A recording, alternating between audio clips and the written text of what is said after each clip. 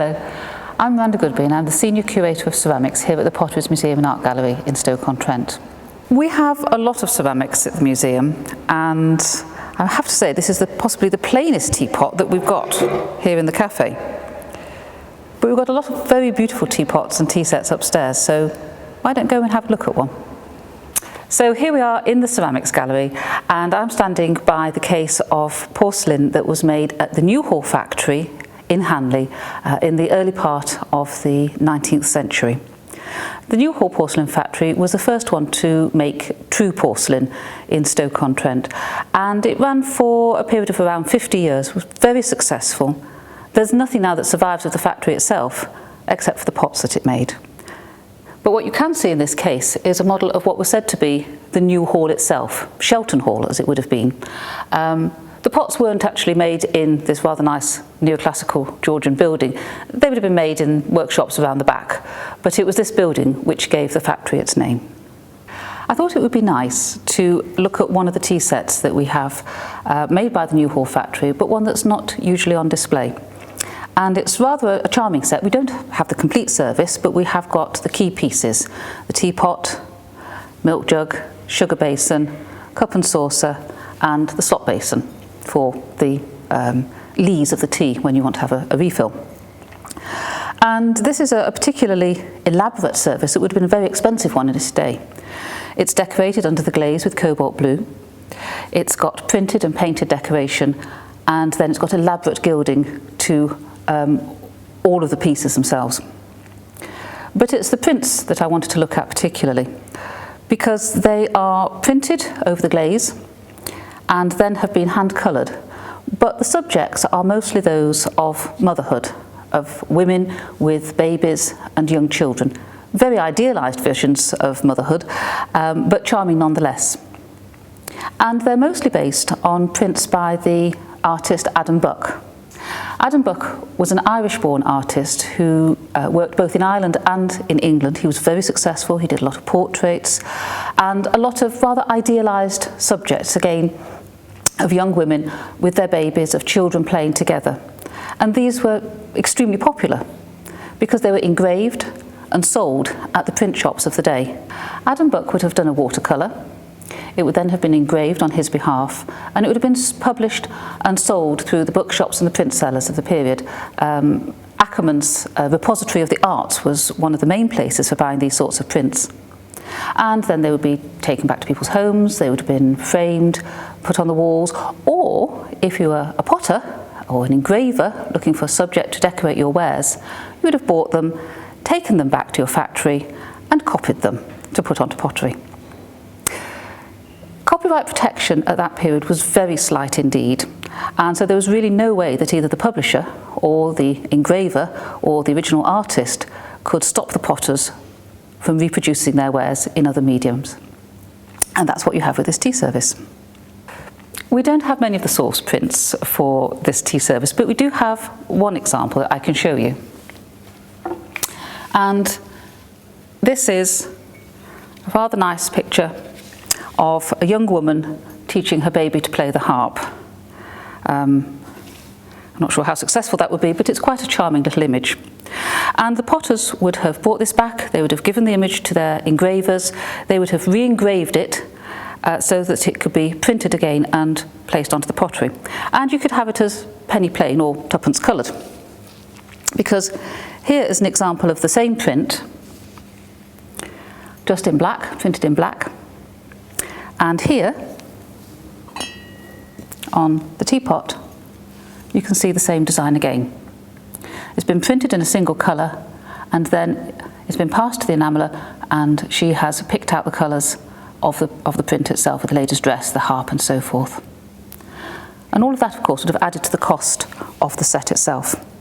And this piece too would have been printed in one colour and then hand tinted, rather more subtly than is the case with the pottery piece. Adam Buck's prints were extremely popular at the time, and this service has got at least 2 prints on every single piece, sometimes more. So the slop basin, as you can see, has got a woman playing with her child here. We've got the same design of the harp player, and inside another little vignette.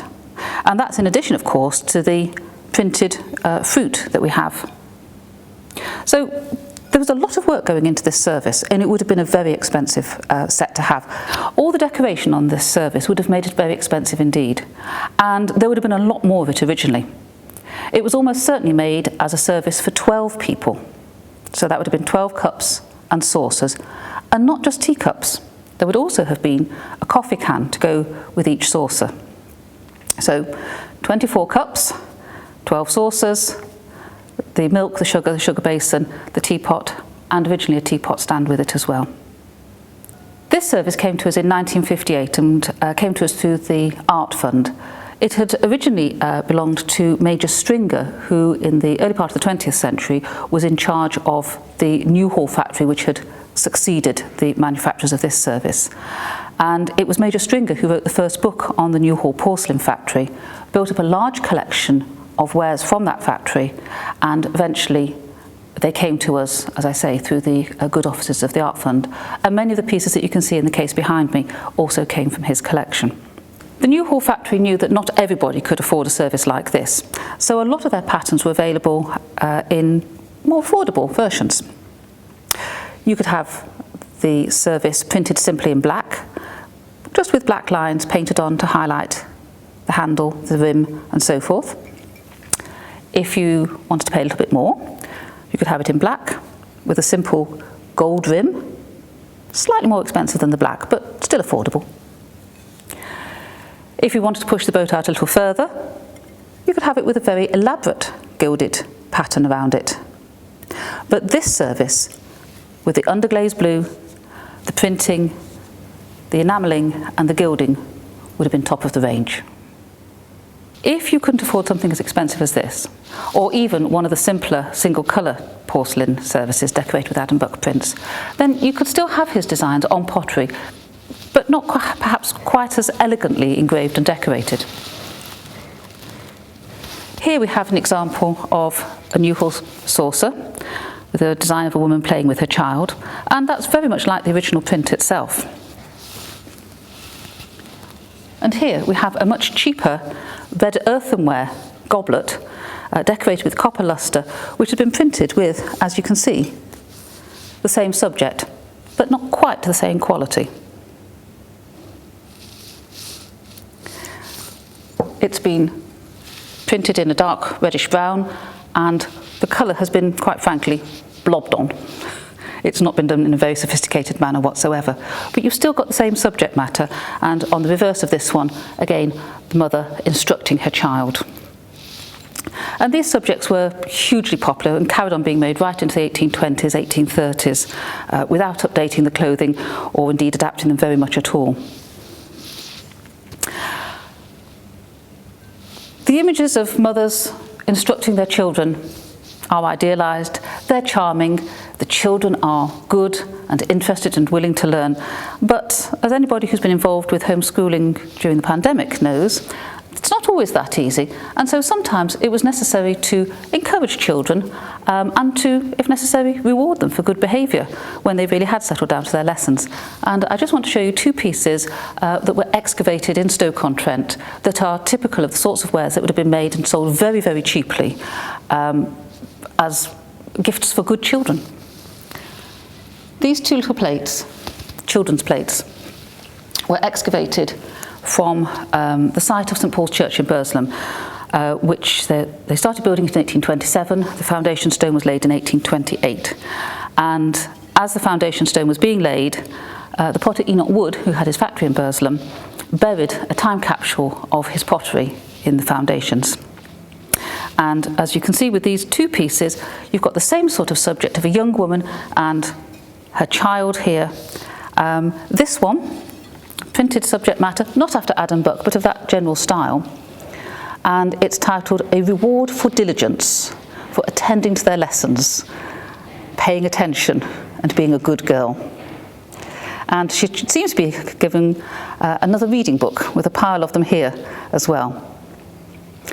And this one, where the child looks much more enthusiastic, we have to say, is a present for a good girl. And as you can see, on this little plinth, you've got a doll and some other toys, and she's rushing towards it with great enthusiasm. I think we've all had to resort to bribing children or rewarding them in some fashion for attending to their lessons over the last few months. But it's clearly nothing new. Thank you. Well, I hope you enjoyed having a look at our tea service up in the gallery and the other pieces that I was able to show you. And I hope you'll be able to join us again to have a look at some more items from our collections the next time.